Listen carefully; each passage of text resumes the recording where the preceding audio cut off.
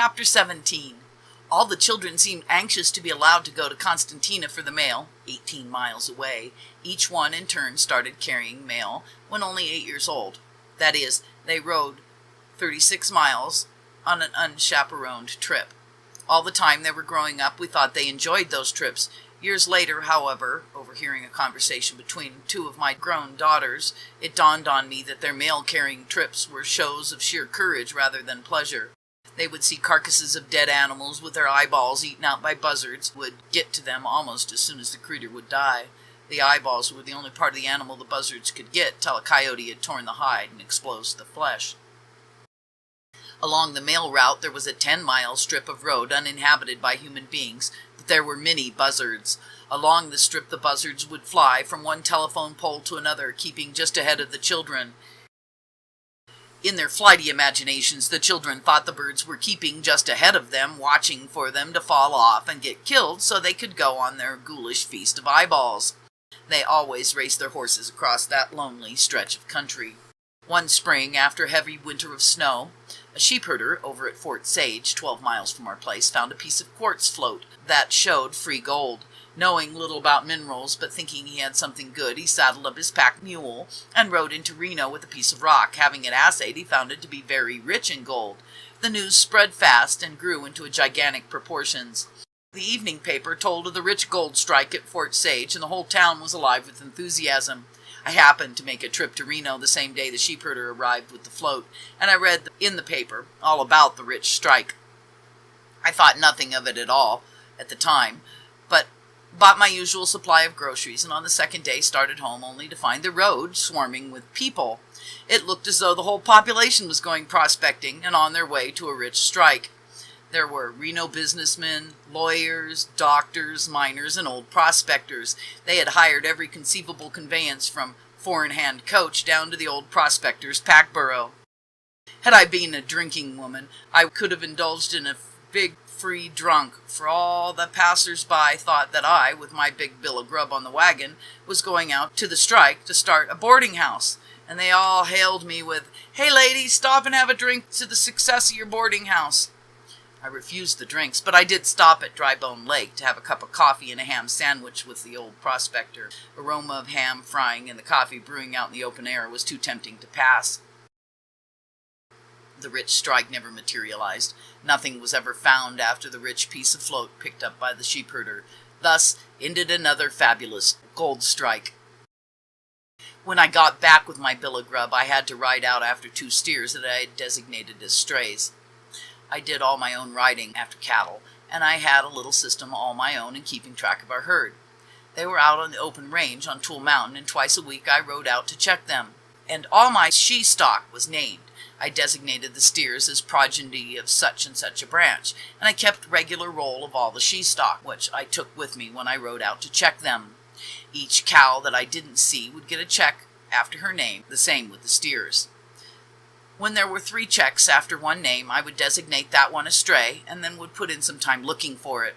I also told all the cowboys passing away that one of our critters was lost and asked them to keep an eye out for it. There were 2 steers that I hadn't seen for some time, and I was beginning to worry about them.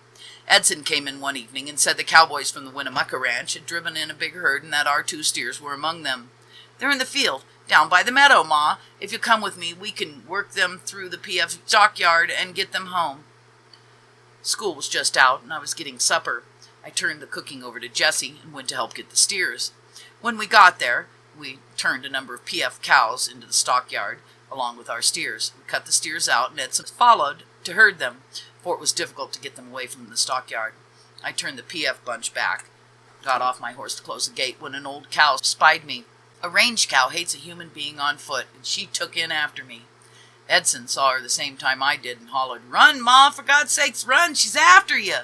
I wasn't waiting to be told to run. I was doing my best to save my hide. I made for a fence about 60 feet away. Edson was on the other side and had jumped off his horse and gotten down on his knees in order to pull me through the barbed wire in case my clothes caught. I could feel that cow's breath down the back of my neck, and the thought flashed through my mind. Can't go through the barbed wire. My riding skirt'll catch, and she'll hit me about middle rear. When I reached the fence, I put my hand on the top of the post and gave what seemed to me to be a light spring. I went sailing over the top of 5 strands of barbed wire. As I landed, I could see the old cow had stopped. Edson was still on his knees, rocking back and forth with laughter and clapping his hands.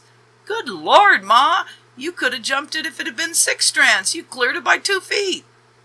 We passed that hay corral many times since, and I used to stop and wonder how I ever cleared it. I know now how I did it. I did my very best, and God did the rest." Shortly after the fence jumping episode, I was riding on the mountain after cattle when I happened on a scene that could have been a tragedy. 2 cowboys, Bud and Maverick, were riding along the rim rocks of a deep canyon. They saw an eagle fly over the cliff and land in a scrub sagebrush about 30 feet down the sheer wall.